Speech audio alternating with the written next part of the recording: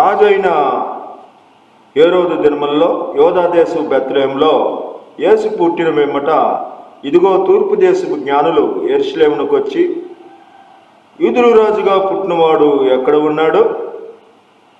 తూర్పు దిక్కున మేము ఆయన నక్షత్రము చూచి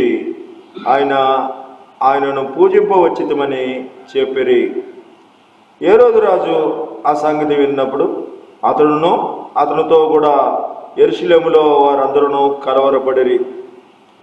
కాబట్టి రాజు ప్రధాన యాజకులను, ప్రజల్లోనూ, శాస్త్రుల్లోనూ అందరినీ సమకూర్చి క్రీస్తు ఎక్కడ పుట్టినని వారిని అడిగను. అందుకు వారు, యోధా దేశ బెత్లెహేములోనే. ఎలయనగా, యోధా దేశ బెత్లెహేమా, నీవు యోధా ప్రధానులో ఎంత మాత్రం అల్పమైన దానివి కావు. ప్రియులారా, ఈ క్రిస్మస్ దినాల్లో దేవుడు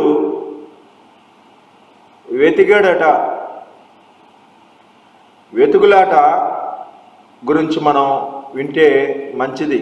ఎందుకంటే స్త్రీల్లో మంచి కన్యకను దేవుడు వెతుకులాట చేశాడు. ఆడపిల్లలు కూడా నిరీక్షించారంట, కన్యక గర్భం ధరిస్తుంది కదా, దినాలు సమీపించిని, మా గర్భంన పుడతాడేమో అని కొంతమంది భక్తులైన కన్యకలు ఎదురు చూశారట. కాబట్టి దేవుడు వెతుకులాట చేసి వివేకం కలిగి వెతికే ఆ మరియమ్మను దేవుడు ఎన్నుకున్నాడట. ఆవిడ పరిశుద్ధురాలై పురుషుని ఎరగని ఆ కన్యకను దేవుడు ఎన్నుకొని దేవదూతను ఆవిడ దగ్గరికి పంపడము జరిగింది.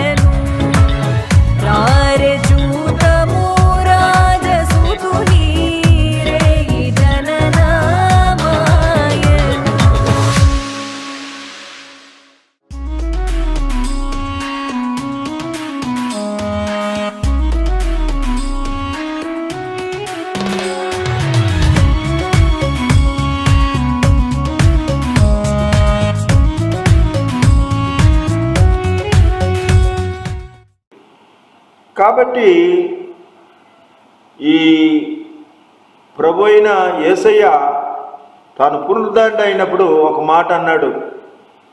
మగ్దలేని మరియ వెతుకులాట చేస్తుంది. అమ్మా, ఎవరిని వెతుకుచున్నావు, ఎందుకు ఏడ్చుచున్నావు అని అడిగాడు. ఈ లోకంలో ఉదయమున మనం లేచిన మొదలు వెతుకులాటే.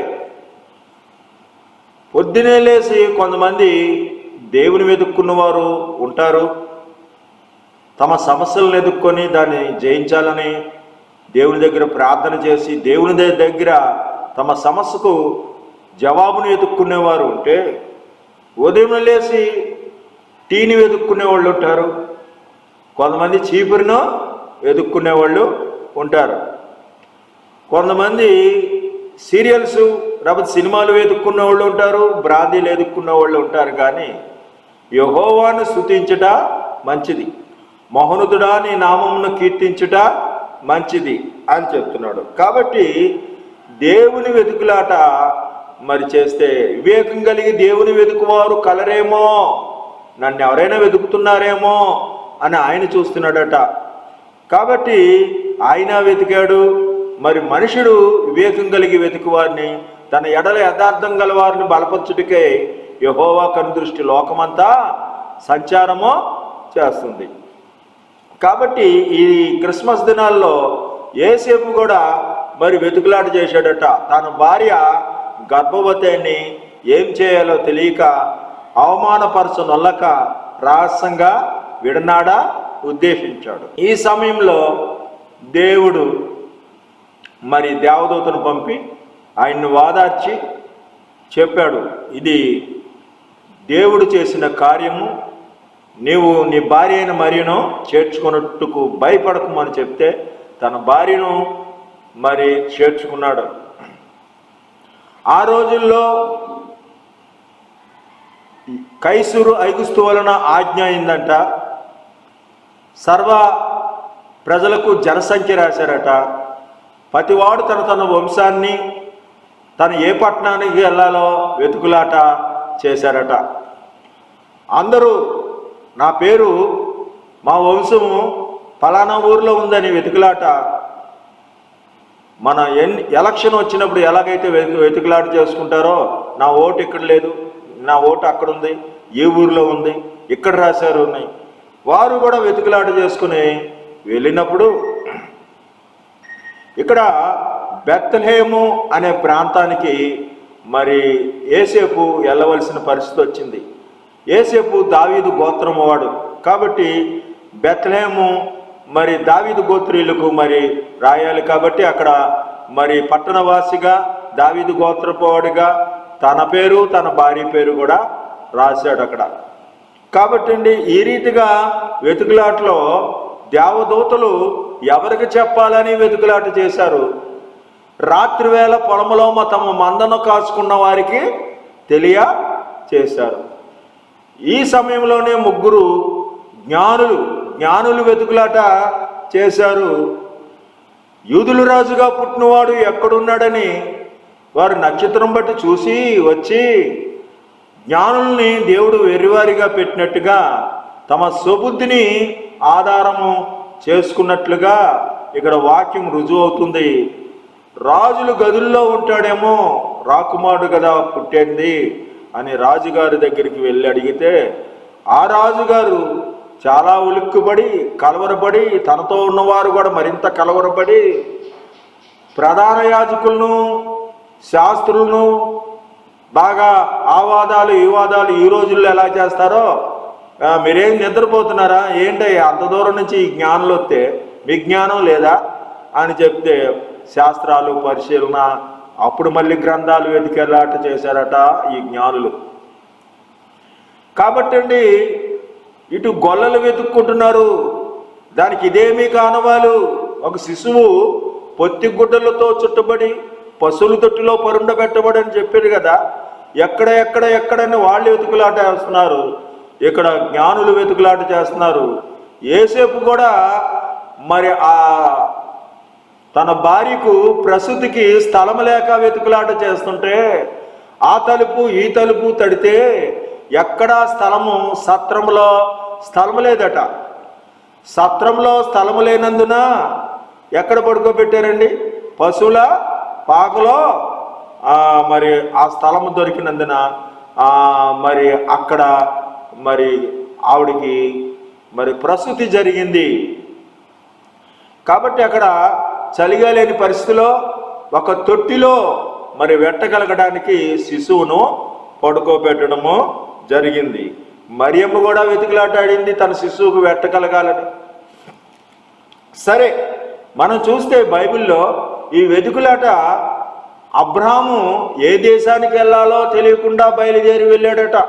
తల్లిని తండ్రిని విడిచిపెట్టి ఇటుకతో ఇల్లు కట్టకుండా మరి వెళ్ళి యాత్రికుణ్ణి పరదేశులని చివరికి చెప్పి మరణం చేశాడట. తన వాగ్దాన భూమిలో ప్రవేశించి స్వతంత్రించుకున్నట్టు కనబడకుండానే దూరంగా చూసి యాత్రికుణ్ణి పరదేశునని చెప్పాడు. 12 గుమ్మాల ఆ పరలోక పట్టణం. మనకు ఒక పట్టణం ఉన్నది, నిలవరైన పట్టణం మనకి ఇక్కడ లేదు అంటున్నాడు. ఒక స్త్రీకి 10 నాణాలుంటే ఒక నాణ్యం పోతే ఆ దివిటి వేసి వెతకదా అనే విధంగా మనం వెతుక్కోవాలట. మన పట్టణానికి మనం వెళ్ళటానికి మనం వెతుకులాట చేయాలి. కాబట్టి ఈ లోకంలో ఎన్నో వెతుకులాట చేస్తారు. యేసు ప్రభు 12వ ఏట మరియమ్మ తెగ వెతికిందంట. ఒక రోజంతా మర్చిపోయిందంట మరియమ్మ.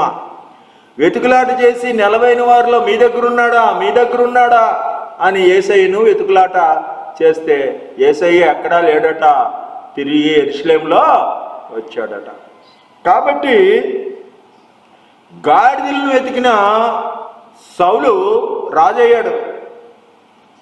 యేసయ్య కూడా చెప్పాడు, వెతుకుడి మీకు దొరుకును, తట్టుడి మీకు తీయబడును, ఏమని అడుగు ప్రతివాడు పొందును అని. వెతికితే దొరుకుతాడట. దావీదు అడుగుతున్నాడు 27వ కీర్తనలో. ఇక్కడ మనం ప్రధానాంశంగా చెప్పుకున్న 27వ కీర్తన 4వ వచనంలో, యెహోవా వద్ద వరమడుగుచున్నాను, దాన్నే నేను వెతుకుచున్నాను. మరి ఏమడుగుతున్నారో ఏమి వెతుకుతున్నారో? ఈ వెతుకులాట జీవనంలో ఈ లోకకాలమే యుద్ధకాలము. ఈ యుద్ధంలో విశ్రాంతి లేదు. బ్రతుకులు కూలివాని దినాలు. ఈ రోజుంటే ఉన్నట్టు, లేకపోతే లేదు. జీతం అంటే నెలకిస్తారు, కూలంటే ఏ రోజుకి ఆ రోజే ఇస్తారు. మరి రేపు ఉంటామో ఉండమో. కాబట్టి దావీదుకి 8 మంది భార్యలున్నా పిల్లలున్నా, మరి యుద్ధం చేసే తల తిప్పితే చంపేసే అంత కుట్రలు ఉంటున్నా, ఎన్నో రాజకీయాలు ఉంటున్నా, ఆయన కోరుకుంది దేవుడి సన్నిధినే.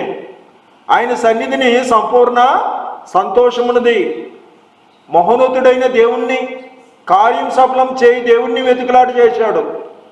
నీళ్ళు లేని ఎండిన భూమిలో దుప్పి తృష్ణగొన్నట్లు నా ప్రాణం నీ కోసము ఆశపడుతుంది. నీళ్ళు లేని భూమి, ఎండిన భూమి ఎలాగ తృష్ణ ఉంటుందో నీళ్ళ కోసము, అలాగా మకమకలాడుతున్నానయ్యా భూమిలాగా. దుప్పి నీటి వాగుల కోసము ఆశపడినట్లు ఆశపడుతున్నానయ్యా అంటున్నాడు. కాబట్టి ఎవరు ఎంతమంది ఉన్నా ఆయన వెతుకులాట యేసయ్యలోనే చేశాడు. మరి మీ వెతుకులాట మీ పిల్లల్లోనా, మీ మనవల్లోనా, మీ ఆస్తుల్లోనా, దేన్ని వెతుకులాట చేసుకుంటాము? ఒక ధనవంతుడు వెతుకులాట చేసి, నా ప్రాణమా తినుమో తాగుమో సుఖించుము, విస్తారముగా గిడ్డంగులున్నాయి, అనేక సంవత్సరాలకు నాకు సమృద్ధిగా ఉంది అని వెతుకులాట చేసి దేహమ పొందాడు. కానీ దేవుడు ఏమన్నాడు?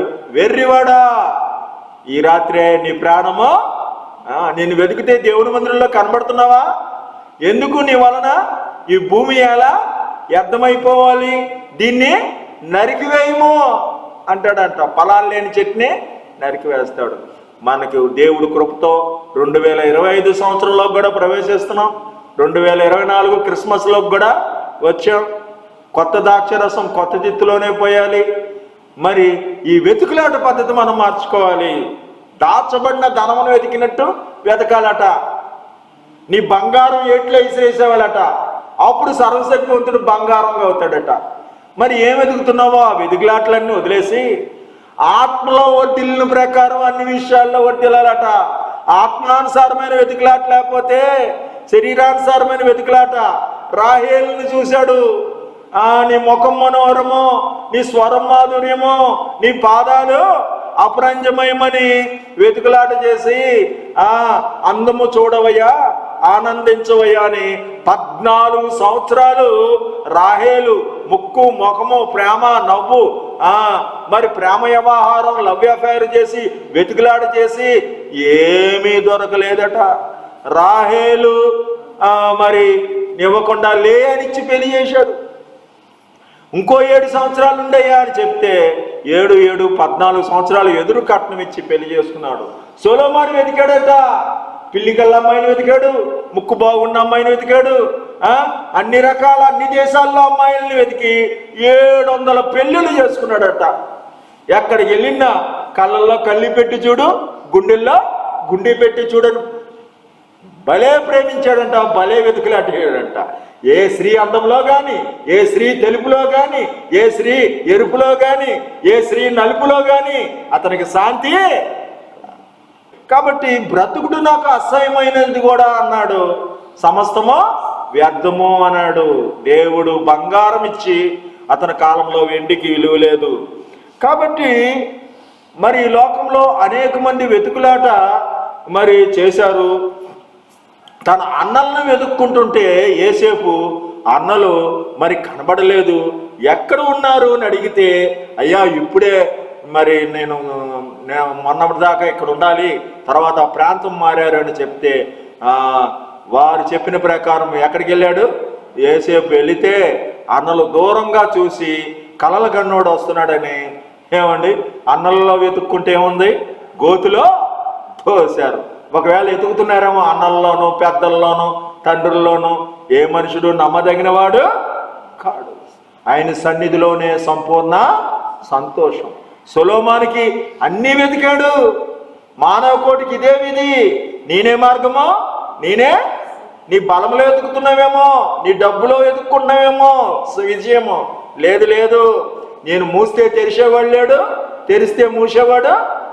తాళం చెవి నా చేతిలో ఉంది, ఇక్కడుంది తాళం, ఎక్కడెక్కడ వెతుక్కుంటావు. ఆయన వెతుకుతున్నాడు. 99 గొర్రెలున్నా ఒక్క గొర్రె కోసం నశించిన దాన్ని వెతికి రక్షిస్తానికి మనిషి కుమారుడు వచ్చి ఉన్నాడు. దావీదు ఆహారం నిమిత్తము తనకు సమస్య వచ్చింది. అడవిలో ఉన్నప్పుడు సౌలు చంపడానికి వెతుకుతున్నాడు. దావీదు ఎక్కడున్నాడో చెప్పకూడదా? దావీదు ఎక్కడున్నాడో చెప్పకూడదా? ఇదేం బుద్ధి అండి ఈయనకి. దావీదు ఏం చేశాడు? రక్షించాడు. గొలియాతుని చంపకపోతే సౌలు ప్రాణం అయిపోయేదే. రక్షించిన దావీదు మీద సౌలుకి అసూయ బుద్ధి వచ్చింది. ఇప్పుడు మన హేరోదు రాజుకు కూడా ఏమొచ్చింది? అసూయ వచ్చింది. మీరు వెళ్ళి పూజించిరండి, నేను వచ్చి పూజిస్తానని చెప్తున్నాడు. ఏమండి మరి మీకు కూడా అసూయ వచ్చిందేమో. ఎవరైనా కారు కొన్నారని, ఇల్లు కొన్నారని. లేదు లేదు ప్రియులారా, మనల్ని మనం వెతుక్కోవాలి. హృదయం అన్నిటికంటే మోసకరమైనది. వాక్యమని వెలుగులో, 2 అంచెలు గల ఖడ్గంలో తలంపులు ఊహమట్టుకు ప్రతి తలంపు క్రీస్తుకు చేరబట్టివ్వాలి. ఏ తలంపు ఎటువంటిదో పరిశోధించి తెలుసుకునము. నీకు ఆయాసకరమైన మార్గం నా ఉండమో వెతుకులాట లేకుండా వచ్చి ప్రార్థనలో చేసినా వేస్టే. మన హృదయం వెతుకులాట చేసుకోకుండా ఏమండి పాత్ర ఏది పడితే అది పాత్ర పెట్టామనుకోండి, వాడు పాలు పోసేవాడైనా అమ్మ పాలు ఇరిగిపోతే అవతల పెట్టు, నీకేం తెలియట్లే, గుడ్డిదానిలాగా ఉన్నావు, ఆ పాత్రలో ఏముందో నీకు తెలియట్లేదా? అది పాలు పోతాడా? పాలు అనవసరంగా.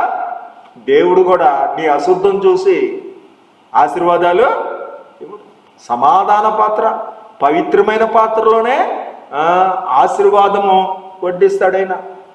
ఇతరులతో సమాధానం ఉండాలి, పవిత్రత కూడా ఉండాలి. కాబట్టి అండి, ఆహారం కోసం అడిగితే నాబాలు అనే మనిషి దావీదేవుడు ఏమండి, దావీదేవుడు మరి తమ యజమానుల దగ్గర నుంచి పారిపోయిన వాళ్ళు బోల్డ్ మంది ఉన్నారు, నాకు తెలియని వారికి నేను ఆహారం ఇవ్వాలా అంటున్నాడు. కానీ తన స్నేహితులతో తాగుతున్నాడు, బ్రాందీ బాగా పోస్తున్నాడు, బాగా విందు చేస్తున్నాడు.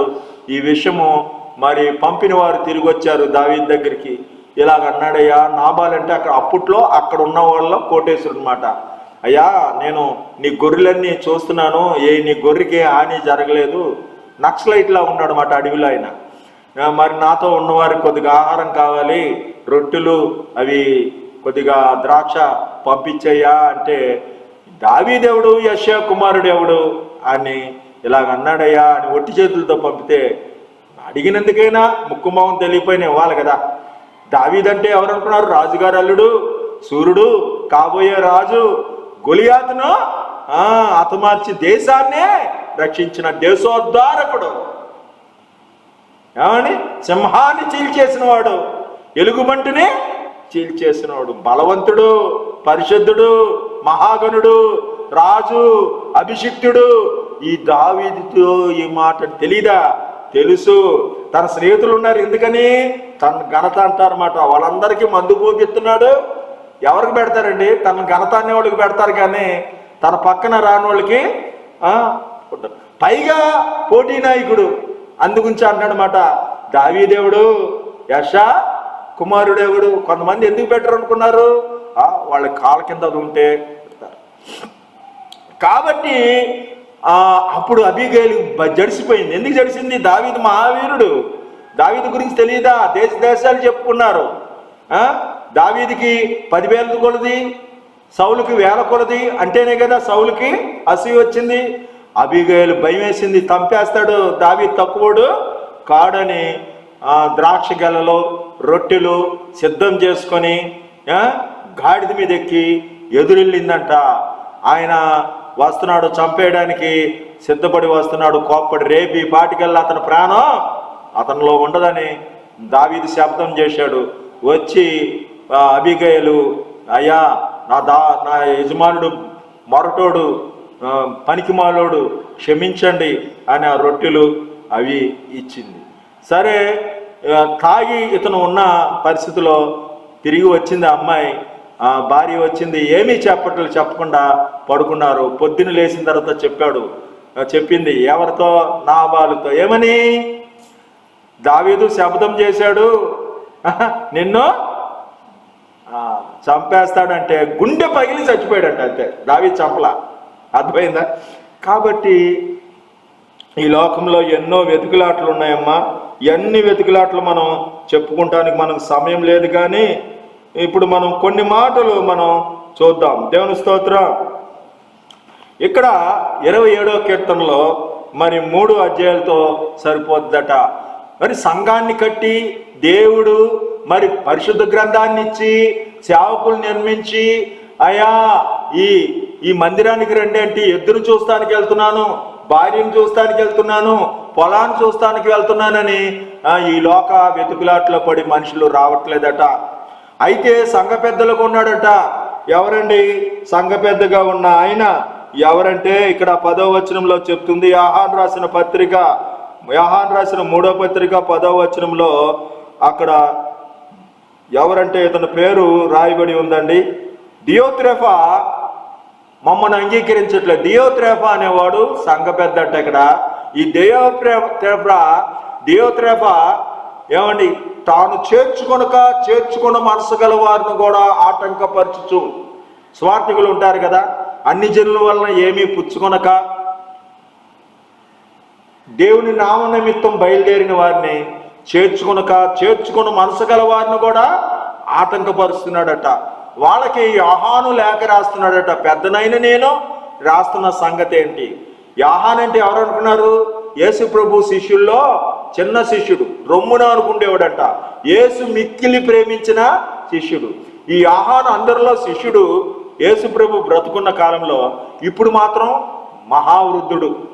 ఈ వృద్ధుడు రాస్తున్నాడు, పెద్దనైన నేను సంఘానికి రాస్తున్నాను, చెప్పిన మాట మీరు వినట్లేదు, దెయోత్రేఫ నన్ను అంగీకరించట్లేదు. ఏమిటి వాడు చేర్చుకున్న మనసు గల వారిని కూడా ఆటంకపరుస్తున్నాడు. ఇలాగ వేరోదు రాజులు కొంతమంది ఉంటారు సంఘాల్లో. తమ పెత్తనమే చూసుకుంటారు తప్ప దేవుని ప్రయోజనమో చూడరు. కానీ దేవుడి ప్రయోజనం చూసి దేవుని వైపు చూస్తున్న మరి నెహెమ్యా యెరూషలేము గోడలు కూలిపోయినాయి అన్నప్పుడు ఏం చేశాడండి? ఉపవాసం ఉండి మరి తన రాజుగారి దగ్గర ఉండే డ్యూటీకి సెలవు పెట్టి నేను పాపిని, నా ఇంటివారు పాపులని, ఆ పాపము ఎవరి మీదో నెతికి వేయలేదు కానీ ఆ పాపం నాదే అని చెప్పుకొని ప్రార్థన చేసినప్పుడు రాజుగారు కూడా ఆయన ముఖం చూస్తే ఎంతో ఆనందం అంట. ఎప్పుడూ నవ్వుతూ ఉంటావు, ఇప్పుడేంటే ఇలా ఉన్నావు అని. విసురంటావేమి? అయ్యా నా దేవుని మా పట్టణం యొక్క నా యెరూషలేము కోటగోళ్ళు కూలిపోయినాయి అయ్యా, నా సంతోషం ఎలా ఉంటుంది అని చెప్తే నీకెంత అవుతుంది చెప్పు అని కోట్ల రూపాయలు శాంక్షన్ చేసేసాడట. వెళ్ళి ఏమండి చక్కగా ఒక చేత్తో పని, ఒక చేత్తో ఖడ్గం, అందరిని ప్రేరేపణ చేసి నాయకుడిగా ఉజ్జీవపరిచి కట్టుడుకు పూనుకొందుమో రండి, ఇది మంచి పని, ఇది దేవుని పని, ఇది మహోన్నతుని పని అని అందరినీ మరి పురుకొలిపితే సంబలాటి టోబియాలు అపాసం చేశారు. కాబట్టి నెహెమ్యా లాంటి పెద్దలు కావాలి కానీ తప్పులు పట్టే పెద్దలు ఉంటారు. కొంతమంది తప్పులు పట్టడమే పని. పాటలు ఎలా చేశారు, అలా చేశారు, ఇలా చేశారు. ఇది తప్పులు పెట్టే పెద్దల పని. యేసయ్య బోధిస్తే పాపాత్మురాలని స్త్రీని పట్టుకొని వచ్చారు పెద్దలు. ఏమని? రాళ్ళుచ్చుకొని కొట్టి చంపాలని ఉంది ధర్మశాస్త్రం. మరి కొట్టాలా వద్దా అంటే, కొట్టు అంటే నువ్వు రక్షకుడువు కాదంటారు. కొట్టొద్దు అంటే ఆవిడ్ని కాదు కొట్టవలసింది, ముందు నిన్ను కొట్టాలి. ఎందుకంటే ధర్మశాస్త్రం నువ్వు పాటించు. తప్పులు పడతానికి వస్తారు మసీతో నాయకుడిగా బోధ చేస్తే. పరలోకంలో 24 మంది పెద్దలు ఉన్నారట. ఏమండి? అర్ధచంద్రాకారంలో ఉన్నారట. తమ కిరీటాలు పడవేసి భూత భవిష్యత్తు వర్తమాన కాలం ఉన్న దేవా నువ్వు మాత్రమే యోగ్యుడు అంటున్నారు. ఇక్కడ మొదటి వచనాల్లో యెహోవా నా వెలుగాయిను, రాత్రి చూస్తున్న విధంగానే 3:1 చూస్తున్నాం. ఇక్కడ మొదటి యోహాను రాసిన 3వ పత్రిక, మరి ఆ రకంగానే మత్తయి సువార్త 2వ అధ్యాయము, ఇక్కడ కీర్తనలు 27, అలాగే మత్తయి సువార్త 2వ అధ్యాయము, యోహాను రాసిన 3వ పత్రిక మొదటి వచనాలు, 2వ వచనాలు, 3:3, 3:1, 3:2, 3:3 ఇలా ఉంటాయి అన్నమాట అండి. మొదట యెహోవా నా వెలుగైను, నా రక్షణ అయిన అంటే ఇక్కడ వెలుగు ఆయన రాస్తున్న లేఖ. పెద్ద అయిన వాడు ఇక్కడ మరి బలవంతుడు, నా రక్షణ అని చెప్పిన విధంగా రక్షణ మరి ఇచ్చేవాడు, పెద్దగా ఉన్నవాడు ఇక్కడ యోహాను కనబడుతున్నాడు. ఏ రోజు దినముల్లో అని జ్ఞానులు అని చెప్తున్నాడు. కాబట్టి ఇక్కడ పెద్దలు ఏమండి? హేరోదు రాజు జ్ఞానము మరి వెలుగు మాట అండి. జ్ఞానులు ఇక్కడ వెలుగు మాట. ఆ రకంగా ఇక్కడ ఆశ్రయం అనే పదం కూడా ఉంటుంది. కాబట్టి ఆశ్రయంగా ఉన్నవారు పెద్దలు, హేరోదు రాజు, ఇక్కడ యోహాను కూడా. 2వ వచనం ఆత్మలో వర్ధిల్లు ప్రకారం నువ్వు అన్ని విషయాల్లో వర్ధిల్లాలని ఆయన కోరుతున్నాడు.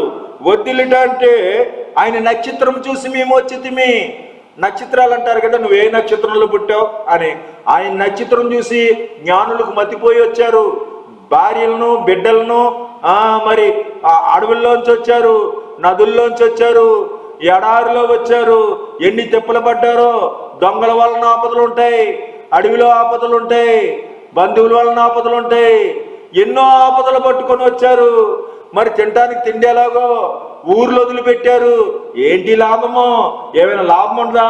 నేడైనా రేపైనా ఒకనొక పట్టణం వెళ్ళి వ్యాపారం చేసి లాభం సంపాదించుకుందామని వాళ్ళు వెతుకులాట చేశారా? లేదు, దేవుని వెతుకుతున్నారు.